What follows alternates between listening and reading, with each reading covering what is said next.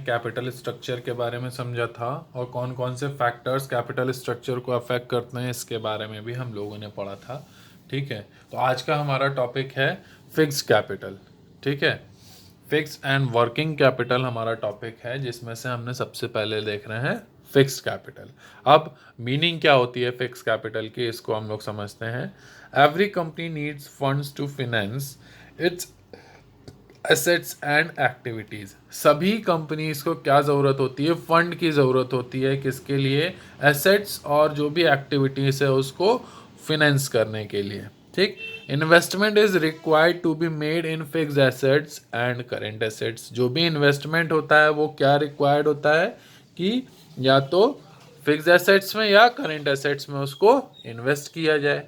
ठीक, अब fix assets क्या होती है? Fix assets are those which remains in the business for more than 1 year, usually for much longer. ठीक है, जो भी फिक्स एसेट्स होती हैं मतलब ऐसी एसेट्स जो बिजनेस में 1 साल से ज़्यादा स्टैंड कर रही हो, और कह सकते हैं कि उसको ये ज़्यादा लंबे समय के लिए भी होती हैं। अब जैसे लैंड, बिल्डिंग, मशीनरी, इसको हम हर साल चेंज नहीं करते हैं। ठीक है, ये एक बार ले लिया तो लंबे समय के लिए ये यूजफुल होती है।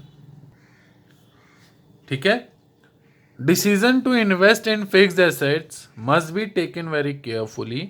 ये जो डिसीजन होता है फिक्स एसेट्स में इन्वेस्ट करने का, इसको बहुत ही ज़्यादा केयरफुली लेना चाहिए, as the investment is usually quite large.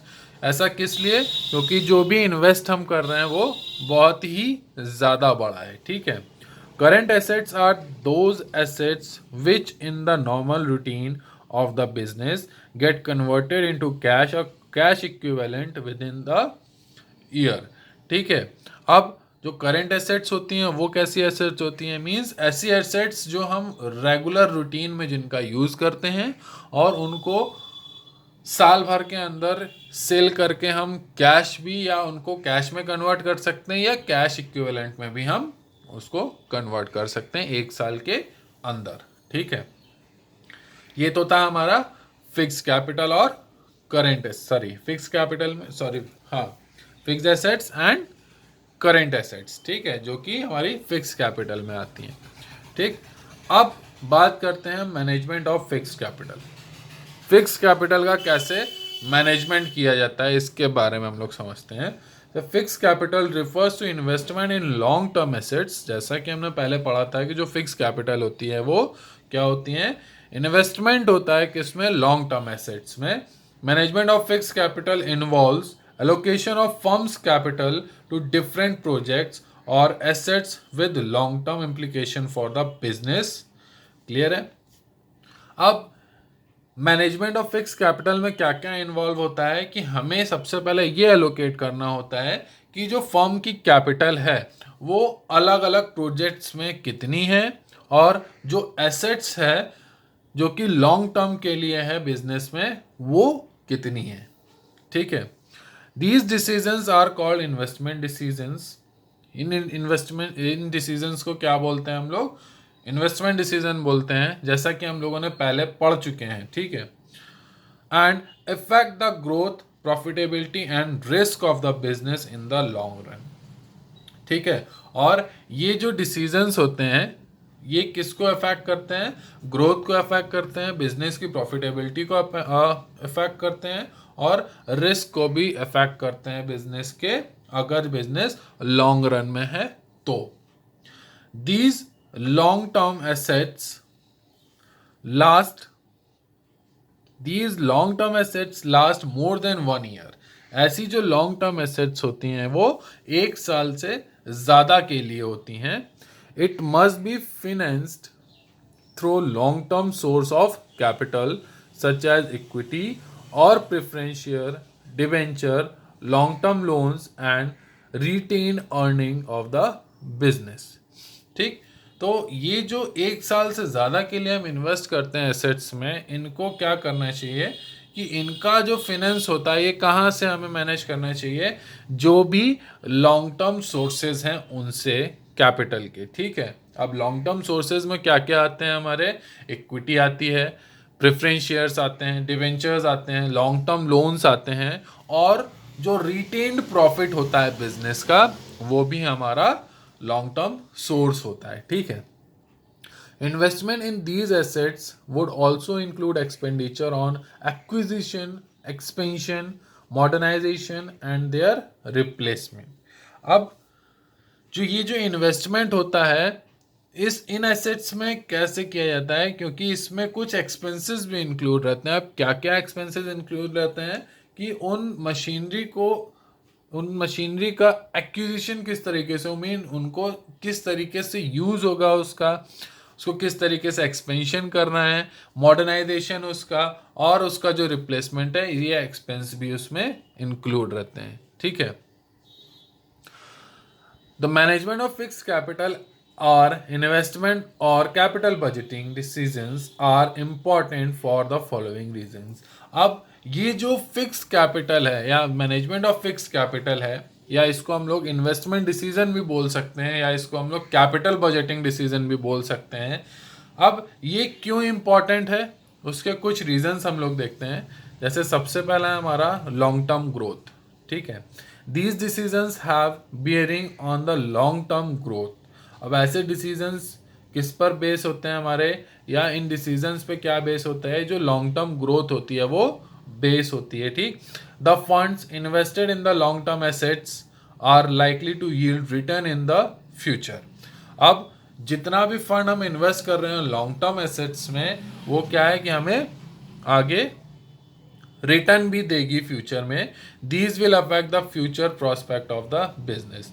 ये किस चीज़ को अफेक्ट करता है कि हमारे फ्यूचर में हमारा बिजनेस का क्या प्रोस्पेक्ट होगा, ये उसको क्या करता है, इफेक्ट करता है। क्लियर है।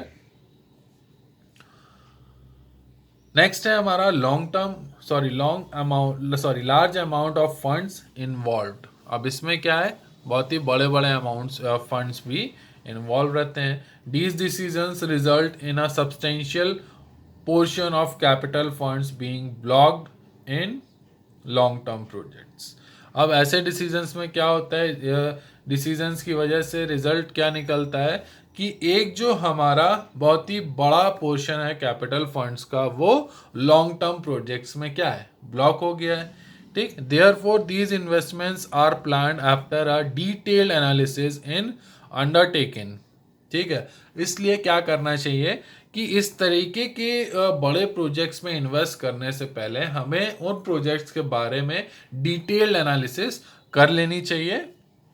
दिस में involve decisions like where to procure funds from and at what rate of interest. इसमें क्या इन्वॉल्व रहता है इन डिसीजंस में कि हम कहाँ से फंड को रेज करेंगे और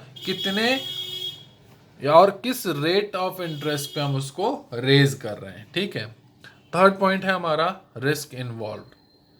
fix capital involves investment of huge amounts. Fix capital में क्या इन्वॉल्व रहता है कि हम बड़े अमाउंट्स में इन्वेस्ट करें। It affects the return of the firm.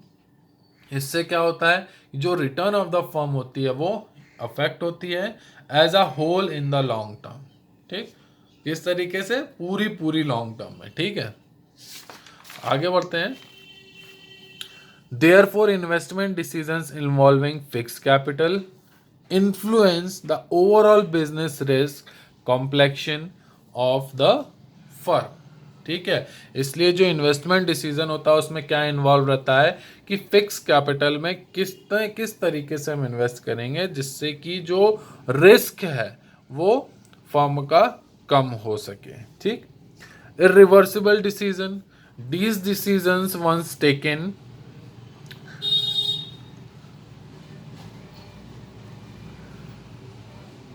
ऐसे डिसीजन जब एक बार ले लिए जाते हैं तो इनको हम रिवर्स नहीं कर सकते हैं। इससे कि हमको क्या होगा, अगर हम लोग कोई डिसीजन ले रहे हैं या किसी एक बड़े प्रोजेक्ट में हमने इन्वेस्ट किया और इन्वेस्ट करने के बाद हम डिसीजन ले रहे हैं कि हमें इसमें इन्वेस्ट नहीं करना चाहिए था और हम पैसा वापस निकाल लिया, ऐसी कंडीशन में क्या हो सकता है, हमें बड़ा लॉस हो सकता है, ठीक है।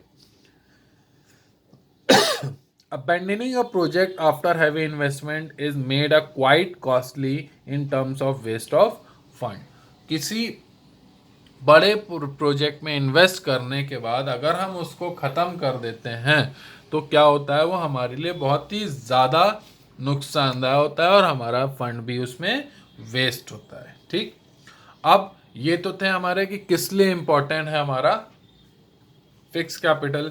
ठीक है, अब factors affecting the requirement of fix capital. क्या फैक्टर्स हैं जो रिक्वायरमेंट को अफेक्ट करते हैं फिक्स कैपिटल की। जैसे सबसे पहला हमारा नेचर ऑफ बिजनेस। अब ये किस तरीके से इफेक्ट करता है, the type of business has a bearing upon the fixed capital requirement. तो जो टाइप ऑफ बिजनेस होता है ये किस पर डिपेंड करता है कि हम कितनी फिक्स कैपिटल बिजनेस में इन्वेस्ट कर रहे हैं। ठीक है, ये उसी पर ही डिपेंड करता है। Scale of operations, a large organization operating a higher scale needs bigger plant, more space, etc. ठीक है, एक बड़ी ऑर्गेनाइजेशन को अपने जो भी उसकी ऑपरेटिंग स्केल है उसको ऑर्गेनाइज करने के लिए क्या ज़रूरत होती है कि हायर स्केल पे इन्वेस्ट किया जाए और उसके लिए बड़ा प्लांट हो, बड़ी जगह हो। ठीक है, और भी बहुत सी चीज़ें होती हैं।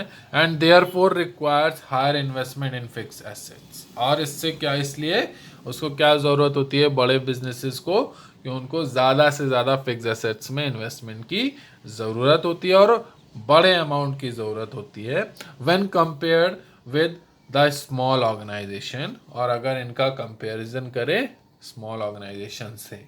ठीक है, थर्ड है हमारा choice of technique. Some organisations are capital intensive whereas others are labour intensive. कुछ ऑर्गेनाइजेशन ऐसी होती हैं जो कैपिटल इंटेंसिव होती हैं और कुछ कंपनीज ऐसी होती हैं जो लेबर इंटेंसिव होती हैं। Capital intensive organization requires higher investment in plant and machinery. ठीक है, कैपिटल इंटेंसिव को हम लोग बोल सकते हैं जिसमें ऐसी कंपनीज जो ज़्यादातर टेक्नोलॉजी पर डिपेंड होती हैं। ठीक है, ऐसी कंपनीज को हम लोग क्या बोलते हैं, कैपिटल इंटेंसिव ऑर्गेनाइजेशंस बोलते हैं। ठीक है, तो ऐसी ऑर्गेनाइजेशन में किस चीज़ की ज़रूरत ज़्यादा होती है कि ज़्यादा से ज़्यादा या बड़े से बड़ा इन्वेस्टमेंट किया जाए प्लांट और मशीनरी में। ठीक है, as its relies less on manual labour.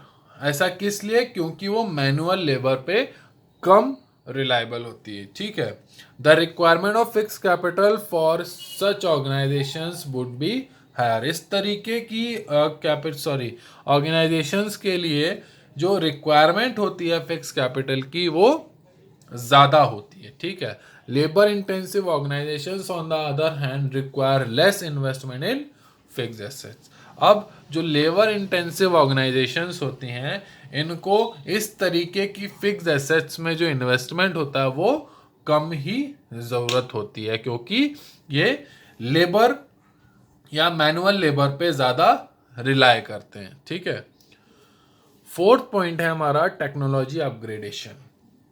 In certain industries assets become absolute sooner.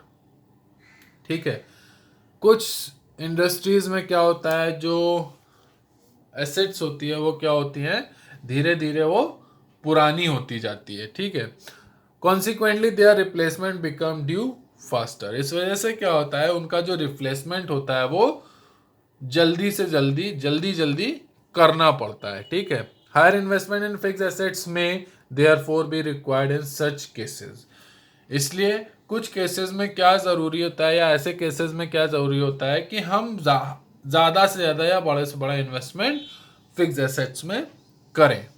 ठीक है, thus such organizations which use assets which are prone to obsolescence required higher fixed capital to purchase such assets। means ऐसी organizations जो ऐसी assets का use करती हैं जो जल्दी ही पुरानी हो जाती हैं और यूजलेस हो जाती हैं, तो उस जो इसके बाद यूजलेस होने के बाद जो रिक्वायरमेंट होती है, ठीक है, वो क्या हो जाती है कि higher fixed assets capital required हो जाती है, किसके लिए?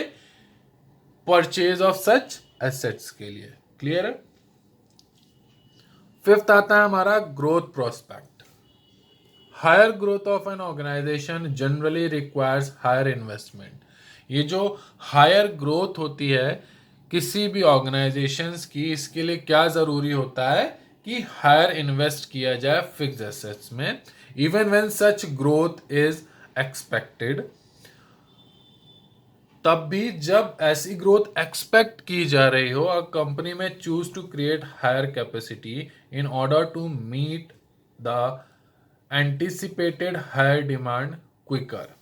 ठीक है, तो जब कंपनी केवल एक्सपेक्ट कर रही होती है कि हमको ज़्यादा ग्रोथ हो सकती है, तो उस कंपनी में भी, उस सिचुएशन में भी कंपनी क्या चूज करती है कि उसको अपनी कैपेसिटी को बढ़ाना है, किस ऑर्डर में? To meet anticipated higher demand quicker. जो हायर डिमांड आ रही है उसको हम जल्दी से जल्दी उसको मीट कर सकें, इसके लिए वो क्या करती हैं? अपनी कैपेसिटी को बढ़ाती हैं।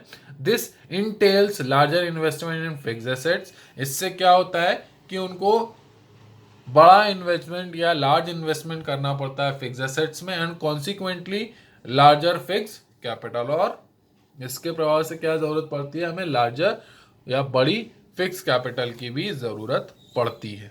क्लियर है? सेवेंथ पॉइंट है हमारा diversification. A firm may choose to diversify its operations for various reasons. अब कोई भी फर्म है, ठीक है, वो अपने प्रोडक्ट्स का डाइवर्सिफिकेशन, ठीक है, अलग अलग रीजन से चाहती है। ठीक है, हर कंपनी अलग अलग तरीके के प्रोडक्ट्स को बनाना चाहती है, या एक से ज्यादा तरीके के प्रोडक्ट्स को उनका प्रोडक्शन करना चाहती है। With diversification fix capital requirements increases. अब ये जो डाइवर्सिफिकेशन होता है कि एक ही तरीके के प्रोडक्ट पे हमें रिलाई नहीं करना है, अलग अलग तरीके के प्रोडक्ट्स का प्रोडक्शन करना है, ये जो डाइवर्सिफिकेशन होता है, इसके लिए जो फिक्स कैपिटल होती है वो, उसका जो यूज होता है वो, या रिक्वायरमेंट होती है वो इंक्रीज हो जाती है इसी डाइवर्सिफिकेशन की वजह से। क्लियर है? तो आज की इस वीडियो में इतना ही। ठीक, अब आपका काम ये है वीडियो को देखना, जो भी मैंने पॉइंट्स बताए इनको समझना, और जो वर्कशीट है उसको सॉल्व करना।